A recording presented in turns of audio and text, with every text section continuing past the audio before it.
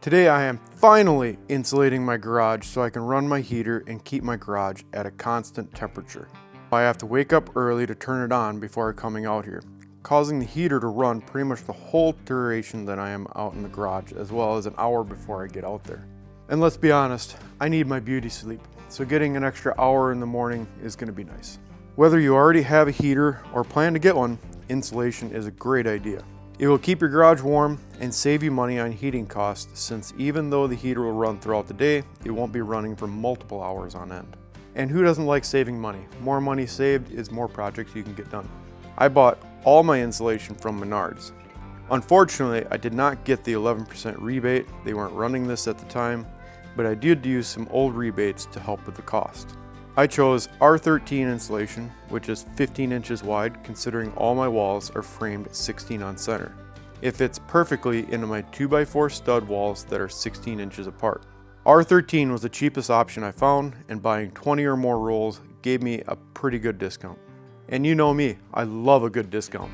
For the people that want to get a little more technical, R-13 insulation stops 92.3% of the heat transfer, whereas R-15 stops 93.4% of the heat transfer. So if you did go with R-15 insulation, you're only going to be trapping in an additional 1.1% of your heat into your garage. And at the time of recording, R-13 insulation costs $19.47 per roll, and the R-15 insulation costs $22.05.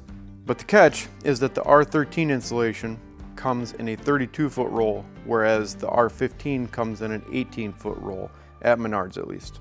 So for roughly $3 less, you're getting an additional 14 feet of insulation, and that can add up in a big hurry, so the R-15 insulation is more expensive for the trivial amount of heat savings that you're going to get. For most people, R-13 is good enough unless you want to maximize energy savings. You can cut all the insulation with a utility knife. I like this Milwaukee Fastback knife. It makes opening and closing way easier and makes the process speed up. I'll leave a link in the description to some of the tools that I used if you're interested. Make sure you have lots of extra blades because you're going to be making a lot of different cuts. Unfortunately, when this stuff comes in a 32-foot roll like I got, it does not cut itself, like my lawn after a week. I put a scrap piece of plywood underneath the insulation when I cut it, that way I have a hard surface that I'm not afraid to damage. Pressing down with a 2x4 or level makes cutting easier and faster. Most of the insulation comes compressed pretty badly. I like to gently fluff the insulation a little bit to bring it back to its 3.5-inch thickness so that that way it fills the cavity very nicely. Once you have some insulation cut, start at the top and push it in place on the sides, being careful not to compress the insulation past the studs. Fiberglass can be itchy, so I suggest wearing some sort of gloves when you're handling the insulation. I'm not too concerned with it. Insulation has never really bothered me too much in the past, so you make the call on whether you want to wear gloves or not. When you come to a spot that has electrical wires, you have two options. You can split the insulation in half and put half of it behind the wire, or you can cut it and fit it around the wire. Making sure you get the insulation behind the wires is important, so you don't have a void in your walls that doesn't have any insulation in it. After installing a few pieces, staple the flaps down to seal the vapor barrier. This also helps hold the insulation in place, kind of like having suspenders for your pair of pants that are too big. I like to tape all the seams with seam tape just for a little bit of extra protection and sealing. If the wall spaces are smaller than 15 inches, you'll have to cut the insulation to fit. After I do this, I remove the paper facing and cover it with plastic afterwards. Don't forget to spray foam around your windows and doors. This is a big spot where heat can escape.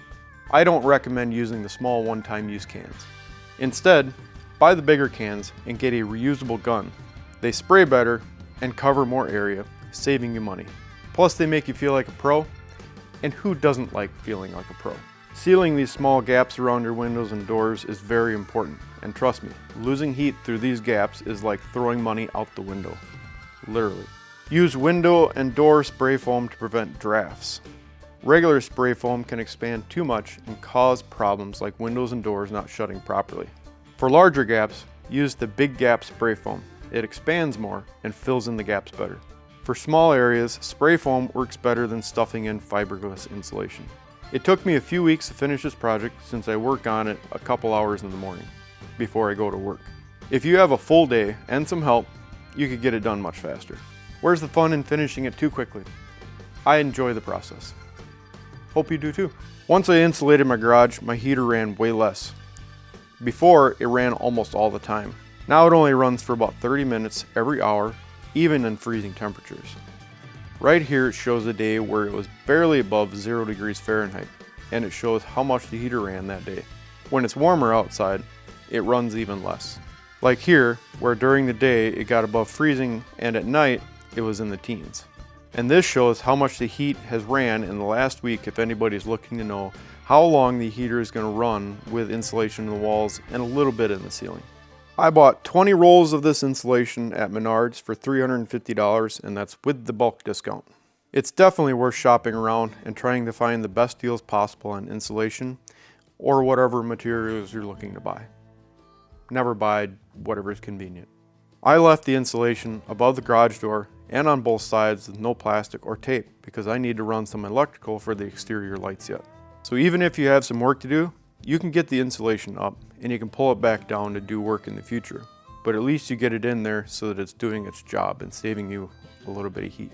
I hope this video helps you insulate your garage. If you enjoyed it and found this helpful, please give it a thumbs up and subscribe for more DIY projects. And if you're looking to install a heater in your garage, check this video right here where I walk you through the whole process. I'll catch you in the next one.